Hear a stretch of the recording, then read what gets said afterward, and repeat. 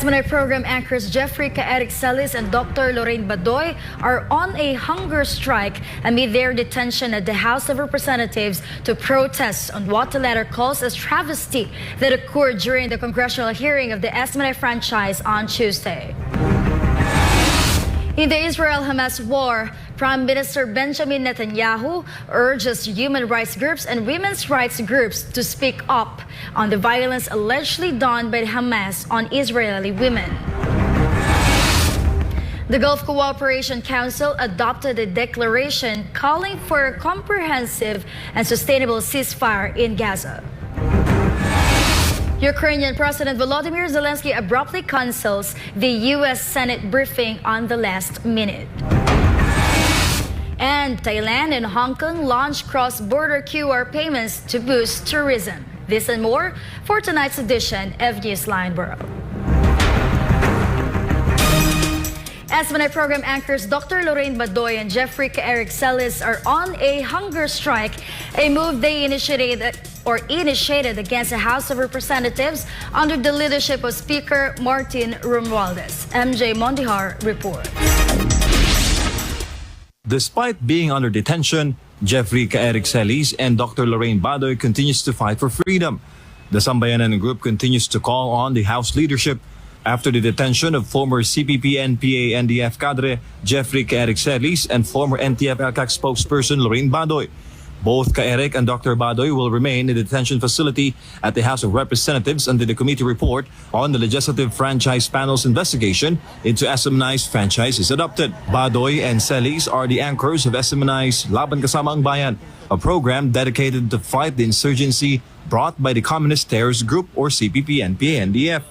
According to Kawini Dublizo, the national president of Sambayanan, a broad organization of former comrades, rebels, and supporters and their families, that the two should be released from the HOR. Badoy and Celis is on a hunger strike while inside the Batasan to protest against the leadership due to their ordeal. They also pointed out that the target of the House hearing is not the SMNI franchise, but to silence them against the CPP-NPA-NDF. Before being brought to the detention facility on Tuesday, Celis referred to the House as a kangaroo court under the leadership of Speaker Martin Romualdez. Celis' action stems from the pressure to disclose the source of the alleged 1.8 billion pesos travel funds of the Speaker's office. However, Celis refused to reveal his source even when offered an executive session. So the Sergeant of Arms is hereby directed to enforce the decision of this committee. Mr. Chair, can I make a comment, Mr. Chair? Session suspended. Attorney Tolentino. Thank you for this kangaroo court. Session suspended. Thank you for this kangaroo court. Thank you for this kangaroo court. The Franchise Committee maintains that their action against Celis is justified due to his refusal to reveal his information source. However, Celis asserts the SOTO law, or RA 11458, granting journalists the right to protect their sources. Karapatan po ng mamamayan ang ipinagtatanggol dito. Ang konstitusyon ay bahagi ng batas, pinakamataas na batas ng ating bansa. I will be detained for life, so be it. I will stand for my right, otherwise I will lose my right and the people's rights. He will refuse to answer any question that Honorable Suarez will ask, and he will always cite a law which is unacceptable to this committee. The House previously stated that the travel expenses for the entire Congress this year were only over 39 million pesos and not 1.8 billion pesos. Celis insists that he was merely asking if the House's travel expenses indeed reach 1.8 billion pesos. Celis had earlier apologized to Speaker Romualdez if his questioning caused any damage to the official's reputation. SMNI remains open to the House's side on Eric's kangaroo court statement. Thank you for this kangaroo. For Ganabul of Philippines, MJ Mondihar, SMNI News. Former presidential spokesperson Attorney Harry Roque defended SMNI anchors Eric Celis and Dr. Lorraine Badoy against contempt charges filed by the House. Here's the news from Daniela Paulida. Former presidential spokesperson Attorney Harry Roque reacted on the contempt charges filed by the House against SMNI anchors Jeffrey K. Eric Celis and Dr. Lorraine Badoy. This followed K. Eric's refusal to reveal the source of the information about the alleged 1.8 billion pesos travel expense of Speaker Martin Romualdez during the second hearing of the House Legislative Franchises Committee on SMNI. Citing the Soto law, Attorney Roque said that a media practitioner cannot be forced to reveal their source. Well, malinaw naman kung anong lengguwahe ng batas. Hindi mo po pwedeng pilitin na ma-reveal ang source. Bakit? Kasi kapag wala po yung tinatawag na Soto Shield Law, wala nang magkakaroon ng kumpiyansa na magsiwalat ng impormasyon sa media. At alam naman natin na pag nangyari yan, naku, masusupil po ang kalayaan ng malayang pananalita at pamamahayag. Dahil alam naman natin na yung mga katiwalian, hindi naman inasa sa publiko yan. Talagang sinisikreto yan, no? Kaya kinakailangan magkaroon ng kumpiyansa na ang mga magsisiwalat ng katotohanan, hindi mapapangalanan para gantihan ng mga tao na isa sa publiko ang kanilang mga ginagawa, no? According to Attorney Roque, K. Eric's question should have been aired during the hearing and the public should have been allowed to judge whether he was lying. Ano ba ang masamang ginawa ni K. Eric? Siya po'y nagtanong lamang. At ang problema po dito ngayon sa di umano, pagdinig sa Kongreso, bakit hindi nila binobroadcast yung tanong ni K. Eric?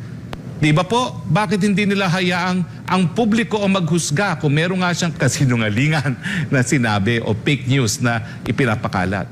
Kung ang kasalanan ay pagtatanong, ano po ang batas na nagsasabi na yan po ay kasalanan? Roque, who is also a former lawmaker, stressed that there should have been a separate hearing before citing K. Eric and Dr. Badoy for contempt. He argued that it is not the duty of the Congress to interpret the law, as only the court has that authority. He stated that the Congress' responsibility is to formulate and enact laws. Kinakailangan meron munang due process bago ipakulong. Dito po nakita natin, hindi naman po nadinig yung dalawa. Pinakulong na lang sila basta-basta. Dapat po nagkaroon ng hiwalay na pagdinig kung bakit sila dapat patawan ng parusa ng criminal contempt. Kasi ang contempt po ay criminal. Dahil sa di umano ay hindi pag-reveal ng source o di naman kaya yung pagsabi ng kasinungalingan. Attorney Roque also believes that the events that unfolded on Tuesday serve as a message to all journalists. Ang mensahe dito na ipinadadala sa lahat ng mga mamamahayag, pag hindi kayo nagtino, pag hindi kayo pumuri sa mga naghaharing uri, makukulong kayo. Na isang bagay na talaga naman pong ipinagbabawal ng ating saligang batas dahil nga po sa importansya ng kalayaan ng malayang pananalita. In the end, Attorney Roque called on all members of the press to show their support for K. Eric and Dr. Badoy. Kayo po'y kikilalanin bilang mga bayani para sa kalayaan ng malayang pamamahayag. Antayin po natin ang husga ng kasaysayan. Meanwhile, K. Eric and Dr. Badoy will remain in the House until the committee report on the SMNI's franchise investigation is adopted. For God and my beloved country, this has been Daniela Paulite, SMNI News. The government of Brazil has proposed a $250 billion mechanism for the conservation of the world's precious tropical rainforests. Hi, Natalia. Where will the source of the funding come from and how will it be distributed? Yes, Kristel, the funding will be raised from governments and the private sector and will be given to tropical countries that met targets for limiting deforestation. The initiative, known as the Tropical Forest Forever Fund, was announced by Brazil's Environment Minister and the Finance Minister during the ongoing United Nations Climate Change Summit in Dubai. Aims to raise $250 billion for efforts to protect and restore the world's tropical forests. Countries that are not able to meet deforestation targets will have their funding reduced. Brazilian President Luiz Inácio da Silva wants to reposition the country as a leader in efforts to tackle climate change.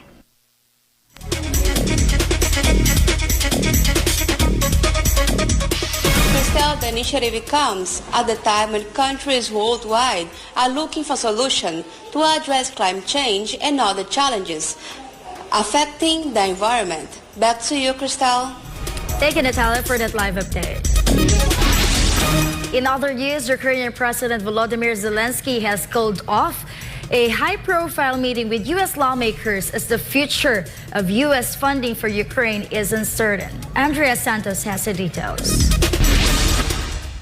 Ukrainian President Volodymyr Zelenskyy was supposed to hold a virtual meeting in the U.S. Senate and House. However, it was cancelled at the last moment. Western media reports said the meeting then became heated and descended into a partisan squabbling as U.S. lawmakers shifted their focus to debate over U.S. border policy and continued assistance to Ukraine. According to U.S. Senate Majority Leader Chuck Schumer, Zelensky's team called off the virtual appearance just moments before it was set to happen because something had come up for the leader. No further details were provided on this. Administration officials were expected to offer updates on a massive military aid package for both Israel and Ukraine currently under negotiations in Congress, a funding that the White House has repeatedly urged American lawmakers to approve. However, some Republican lawmakers have sought to link new Ukraine assistance to funding for U.S. border agencies to tackle the surge of migration in the country, with multiple U.S. senators threatening to hold up the spending bill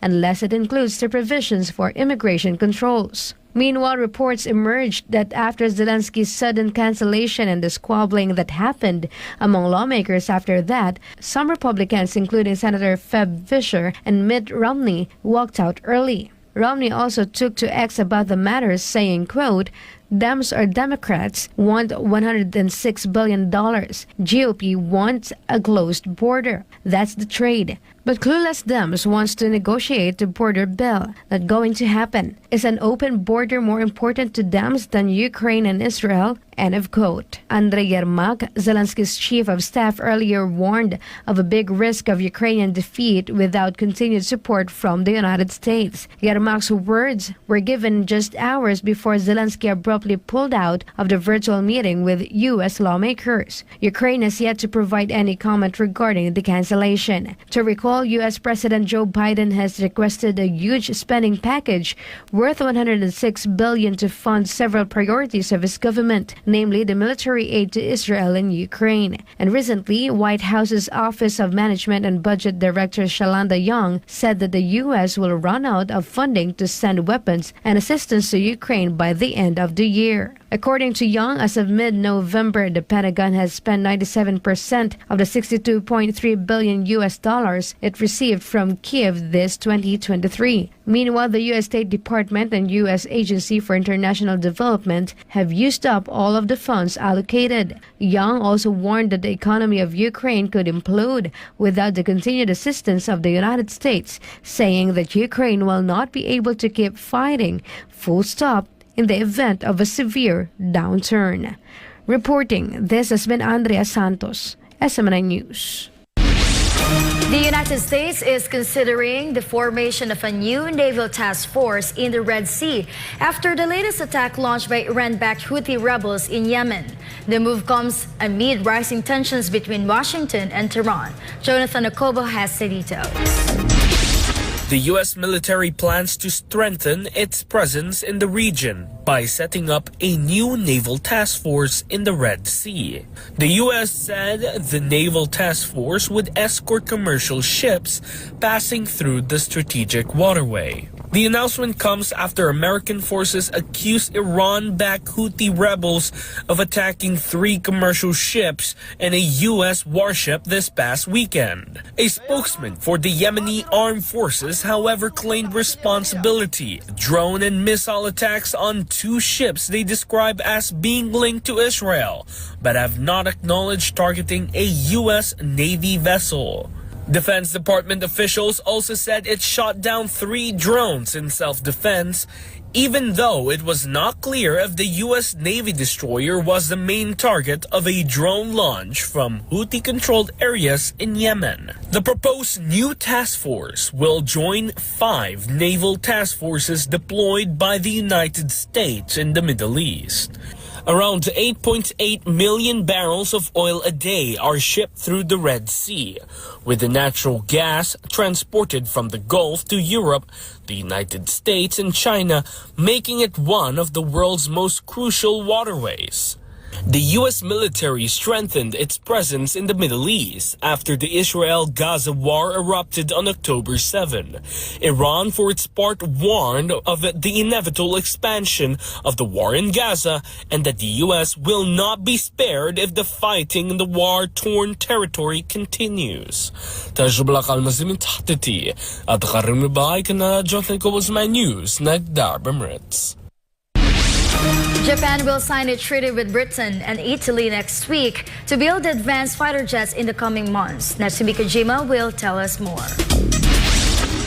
Representatives from Britain and Italy are set to visit the Japanese capital of Tokyo next week to sign a treaty of cooperation for the development of next-generation fighter jets.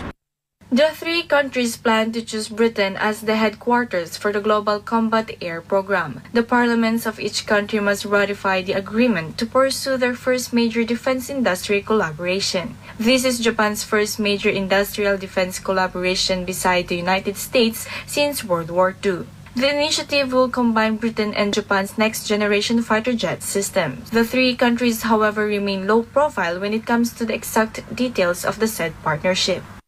The 3 countries also plan to set up a control tower for the joint development of a next-generation fighter jet in 2024. Ijo, Nihon kara Kojima Natsumi News at Shimashita, SMNI News, Japan. Japan will host the G7 online summit, and Ukrainian President Volodymyr Zelenskyy is expected to participate. Japanese Prime Minister Fumio Kishida will lead the virtual summit of the Group of 7 industrialized nations, marking the end of his role as the rotating chair of the bloc this year. Ukrainian President Volodymyr Zelenskyy is scheduled to attend this online summit. It can be noted that Ukraine is not a member of the G7. Leaders will discuss the Russia-Ukraine war and the conflict between Israel and Hamas. According to Japan's top government spokesman, the International Comprehensive Framework for Advanced Artificial Intelligence will also be part of the discussion.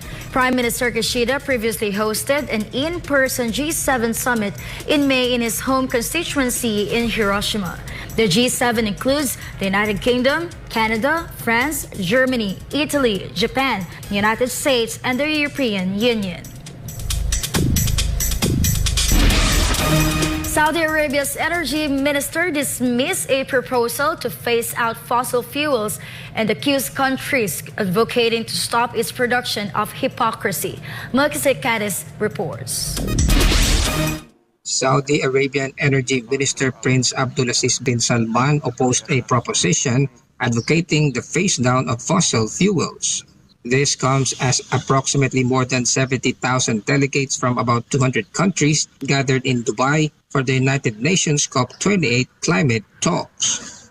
Delegates are negotiating a tentative proposal to phase down or phase out fossil fuels, included in a first draft of an agreement on climate action that they needed to finish on December 12. Numerous countries at COP28, including the US and the EU, called for a stronger commitment to phase out or reduce reliance on fossil fuels. United Nations Secretary General Antonio Guterres last week called for a total phased out of fossil fuels and warned of complete disaster if the current trajectory continues. Prince Abdulaziz, who is the half-brother of Crown Prince Mohammed bin Salman, challenged those supporting the total phased out of fossil fuels to present a clear roadmap on how they can implement such a proposal by January 2024. The Saudi royal described the $655 million funding from donors, including the United States and the European Union, as small change, while campaigners have also criticized the donation allotted for vulnerable countries as insufficient. The Saudi energy minister hailed Riyadh's pledges to developing countries, such as the $50 billion fund announced at the Saudi Africa Summit in Riyadh last month. Last year, Saudi Arabia pledged to spend $2.5 billion over the next 10 years to support green projects across the Middle East and to achieve net zero greenhouse gas emissions by 2060. The kingdom is also on track to achieve its goal of reducing carbon emissions by 278 million tons a year by 2030. Reporting this has been Melchizedek Cadiz, SMNI News, Kuwait. Israeli Prime Minister Benjamin Netanyahu fumed over human rights groups and accused them of turning a blind eye to alleged sexual violence committed by Hamas during the unprecedented October 7th attack. Jane Kudita reports. Speaking at a news conference, Israeli Prime Minister accused the international community of playing down the attacks of Hamas and even ignoring them. Netanyahu noted that he met with released hostages and relatives of those still held in Gaza and that he heard heartbreaking stories of abuse. But the Israeli Prime Minister said he has not heard women's and human rights groups scream against the violence done by Hamas who attacked on October 7 and asked if they were silent because it was Jewish women. Netanyahu then switched in English to emphasize his point regarding women's rights organizations for not speaking up. I say to the women's rights organizations, to the human rights organizations, you've heard of the rape of Israeli women? Horrible atrocities, sexual mutilation? Where the are you? The Israeli Prime Minister also mentioned that the military's ground offensive in Gaza had expanded into the south of the Gaza Strip and that there is no place beyond their reach. Israel's Justice Ministry said that the victims of Hamas suffered atrocities, but Hamas rejected all allegations that their members committed sexual assault. Reporting, this has been Jane Conita, SMNI News. The Gulf Cooperation Council, or the GCC, condemned Israel for what the council calls as indiscriminate bombing of the Gaza Strip and called for an immediate ceasefire in the enclave. Ruth Hamilton has the details. The leaders of the Gulf Cooperation Council, or GCC, adopted the Doha Declaration at the 44th session of the GCC, invited as their guest. This comes as the Hamas-run government's media office recently reported that the death toll of the Palestinian side has increased to 16,248. Meanwhile, the World Health Organization said that the number of functioning hospitals in Gaza has dropped from 36 to 18 since the war between Israel and Hamas broke out on October 7. World Health Organization also called on the Israeli side to protect civilians and civilian infrastructure. Ashraf al-Qadra, spokesman of the Hamas-run health ministry, accused Israel of escalating its targeting of hospitals and health facilities. But the Israeli Defense Forces, or IDF, claimed that Hamas has been using Gaza's hospitals for military operations. The Shifa Hospital is believed to be one of the main centers of the underground terror tunnel infrastructure of Hamas. This is Ruth Hamilton, SMNI News. More news when Newsline World returns.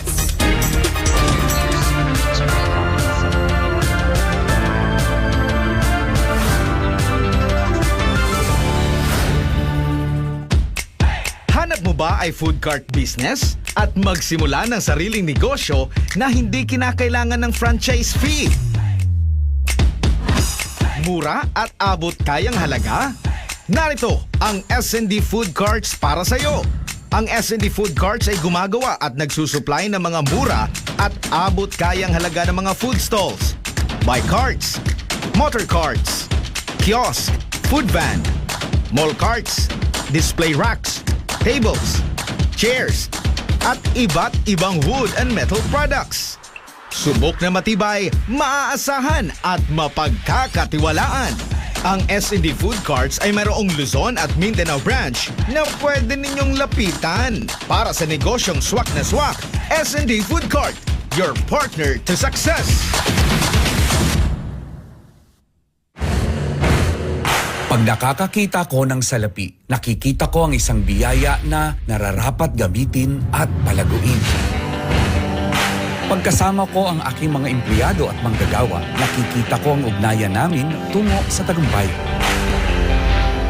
Pag nakakakita ko ng daan, nakikita ko ang landas na karapat-dapat tahakin maging ang mga sanglang daan nito na dapat harapin. Pag nararamdaman ko ang pag-unlad, nakikita ko ang hamon na mararamdaman ito ng lahat. Pag nakakakita ko ng papausbong na panimula, nag-aalab ang damdamin kong tulungan silang mas lumaki at lumago ng tuluyan. Ramdam ko ang kanilang pangarap. Kaisa ako ng kanilang pagsisikap. Kasama ako sa kanilang pagpupunyagi. Panahon na para sa isang revolusyon. Ang Entrepinoy Revolution. Dito sa SMNI. Nandito na ang mabuting balita ng negosyo para sa isang natatanging Entrepinoy Revolution. Kasama ang inyong Entrepinoy Guru, Dr. Carl Balita. Tara, ating paikutin, palaguin at pagyamanin ang negosyo mo. Dito lang sa Entrepinoy Revolution.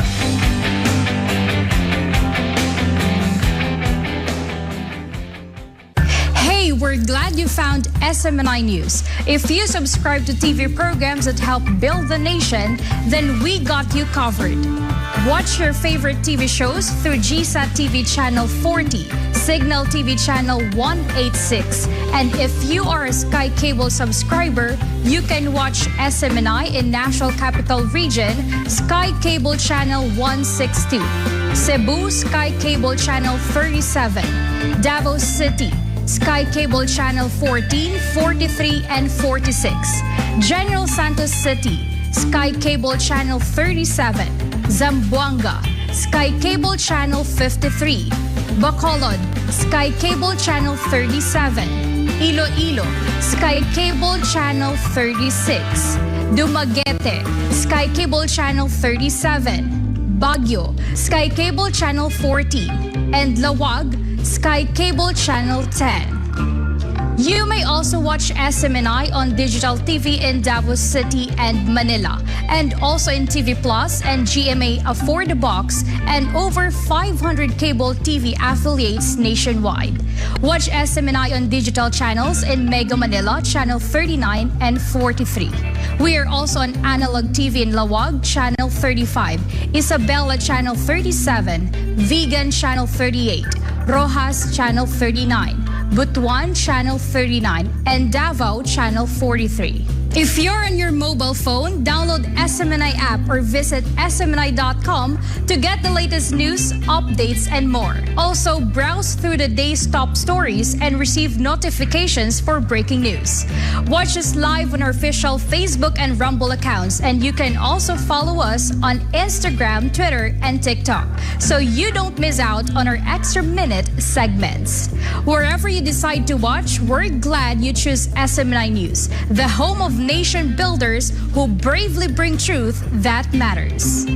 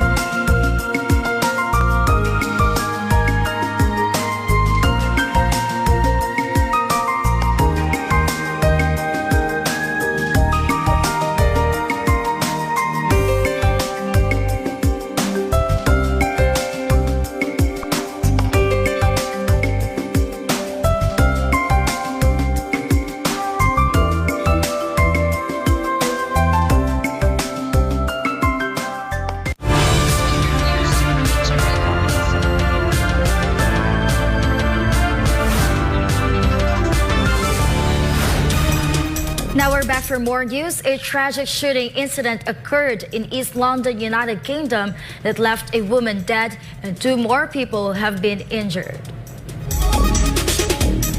The woman, 42 years old, died on the spot, while the two wounded individuals, a 20-year-old man and a 16-year-old boy, were taken to a hospital.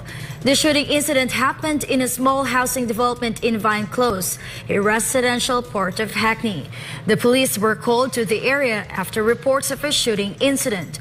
The UK Metropolitan Police has launched a murder investigation, and so far, no arrests have been made.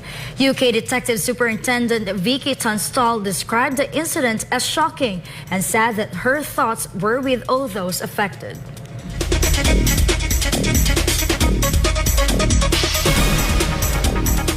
The Metropolitan Police officers will remain at the scene overnight and will be in the area over the coming days.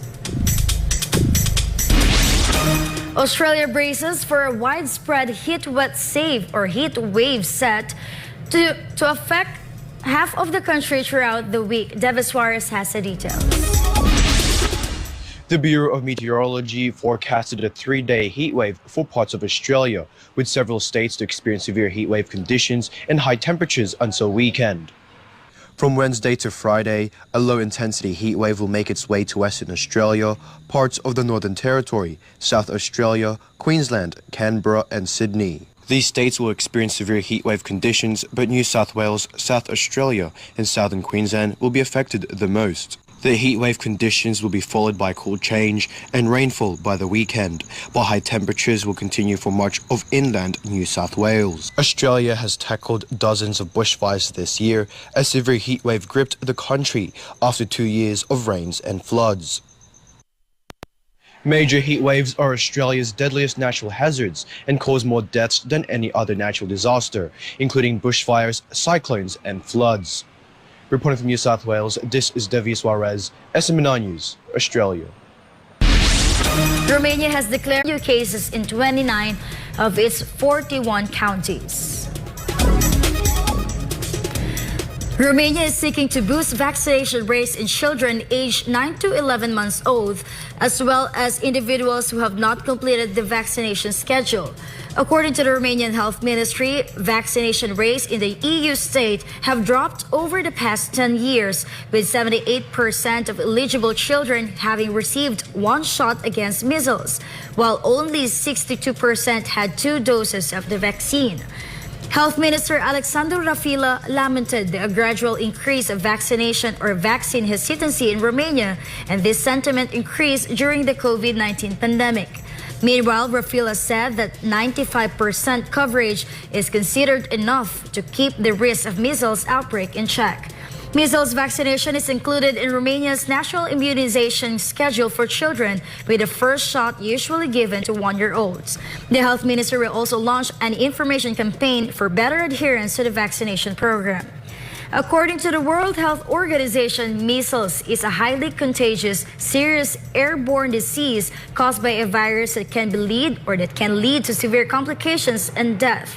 It can affect anyone, but it is most common in children. WHO also said being vaccinated is the best way to prevent getting sick with measles or spreading it to other people. Ratings agency Moody's downgraded its outlook on the Chinese government's credit ratings to negative from stable. Meanwhile, Chinese official from the country's finance ministry said that the agency's concerns about China's growth prospects are unwarranted. Shekinah Dikinya reports. Moody's, a ratings agency, changed the outlook on the Chinese government's credit ratings from stable to negative. Moody's retained China's A1 long-term rating on the sovereign bonds of the country, while expecting the annual gross domestic product or GDP growth to slow to 4% in 2024 and 2025 and average 3.8% from 2026 to 2030. Moody's also said that structural factors, including weak demographics, will drive a decline to 3.5% by 2030. China, however, expressed disappointment with Moody's move to change the country's credit rating outlook. According to a CCTV report, in response to a media inquiry on Moody's change of the outlook to negative from stable, the official from the Ministry of Finance said Moody's concerns about China's growth prospects and fiscal sustainability are unwarranted. The Chinese official, whose name was not disclosed, said that in the first 3 quarters, China's fiscal revenue continued to recover. The process of making budgetary funds available for fiscal expenditures was sped up at a reasonable speed, and funding for key areas were effectively guaranteed. Local fiscal revenues had experienced positive growth in general, with nearly half of the localities recording double-digit growth. The official further said that all these effects prove that China's economy is shifting to high-quality development, and the country is capable enough of deepening reforms and coping with risks and challenges. It can be noted that earlier in November, Moody's downgraded its outlook on the U.S. government from stable to negative, citing the rising risks to the nation's large fiscal deficits and declining debt affordability. And in late November, the Bank of Israel and U.S. ratings agency Moody's have reduced Israeli economic growth forecasts amid the ongoing Israel-Hamas conflict. In late November, the Israeli Central Bank said it now expects Israel's economy to grow by 2% in 2023 and 2024. That is down from its previous forecast in October of growth of 2.3% in 2023 and 2.8% in 2024. Reporting for Newsline World, Shikana Dikinya, SMNI News. Malaysia and Vietnam strengthened their defense ties through the signing of a memorandum of understanding as both countries mark 50 years of strong bilateral ties. Anissa de Guzman has the news. The Defense Minister of Malaysia embarked on a 3-day working visit to Hanoi, Vietnam for high-level talks with his Vietnamese counterpart. The two ministers signed a memorandum of understanding on defense cooperation after their high-level talks. The MOU marked their shared dedication toward regional security and collaborative defense initiatives. The Malaysian Defense Minister visited Vietnam from December 3 to 5 upon the invitation of his Vietnamese counterpart. Malaysia and Vietnam share a lot of cultural and historical similarities and are active members of ASEAN. Both countries also reached an agreement to double the effort of their bilateral trade to $18 billion by 2025. Reporting for Newsline World, Anissa de Guzman, SMNI News.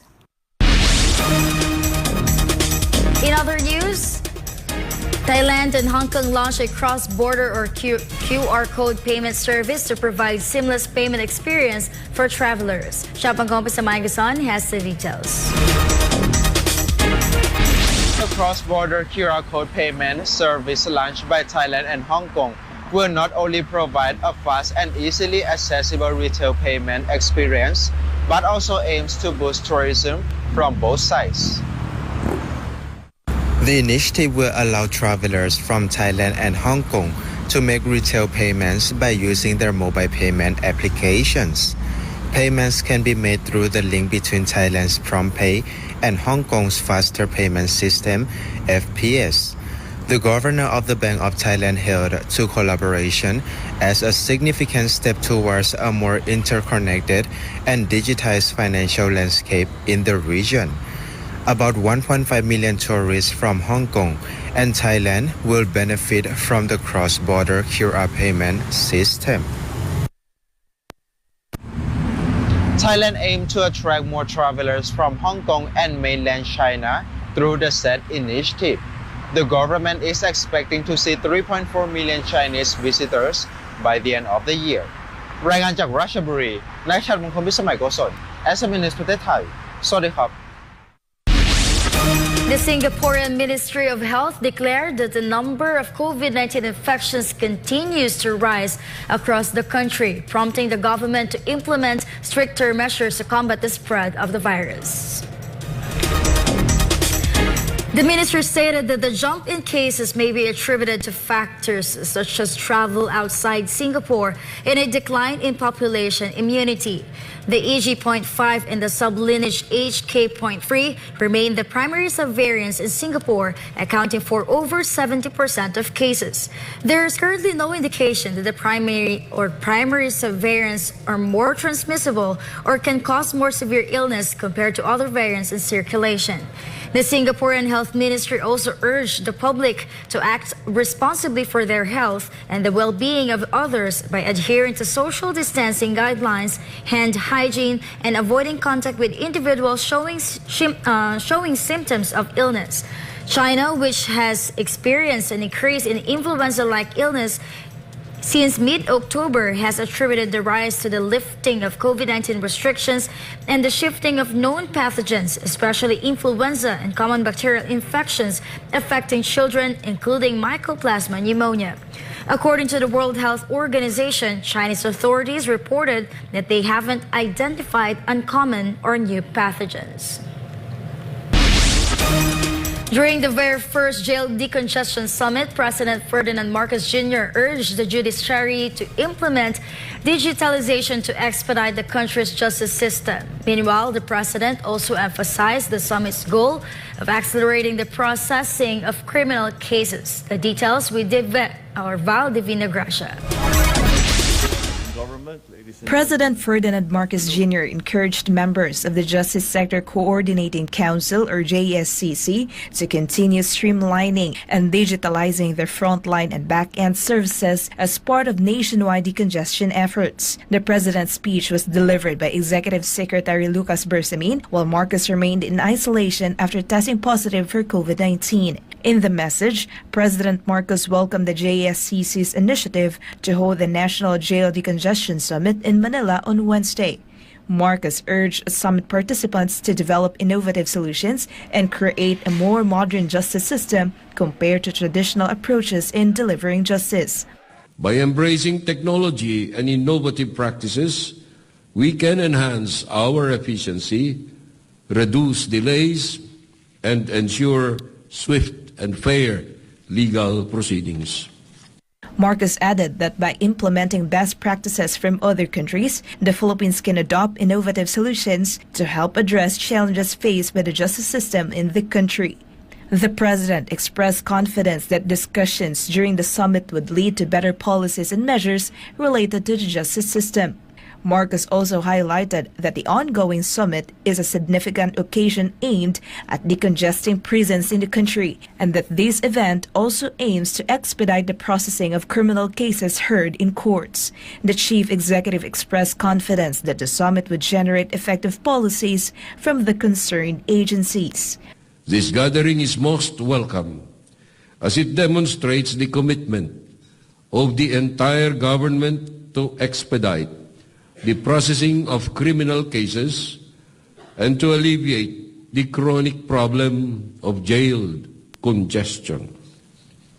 Indeed, it would require a whole-of-government approach to ensure the efficient, effective, and compassionate administration of justice in the country. President Marcos also emphasized his administration's commitment to support the collaborative efforts between the executive and judiciary, saying that justice will not be denied to every citizen in need. The Philippines' first National Decongestion Summit is titled Decongest and Reintegrate, a conference to unlock legal experts, government agencies, international organizations, and advocates. It focuses on plenary sessions and workshops related to jail decongestion efforts and the best practices of other countries. Efforts to decongest prisons nationwide include the annual recommendation of executive clemency for qualified inmates or persons deprived of liberty, or PDLs. After the event, Supreme Court Chief Justice Alexander Hismundo, in an interview, talked about his expectations regarding the many reforms in the penal system and prison decongestion. Hismundo added that they expect these reforms to be implemented as soon as possible. Marami kaming ginagawa sa Supreme Court. Number one, for example, we are revising the rules on criminal procedure to ensure that criminal cases are processed expeditiously from the beginning of the case up to the end. Also, we're trying to use technology in our court processes also to ensure that the processing of cases is expedited. Justice Department Assistant Secretary and spokesperson Miko Calvano shared some activities and strategies at the summit.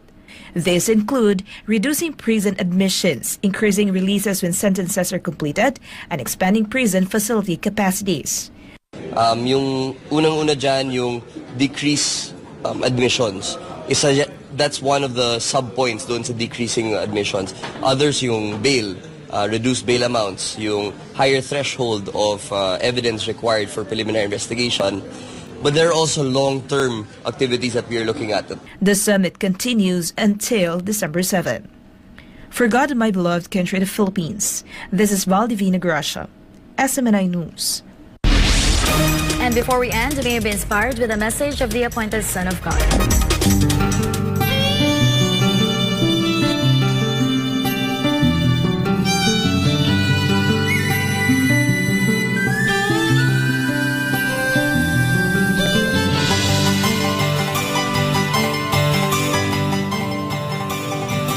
Discipline and sacrifice are the ingredients to success.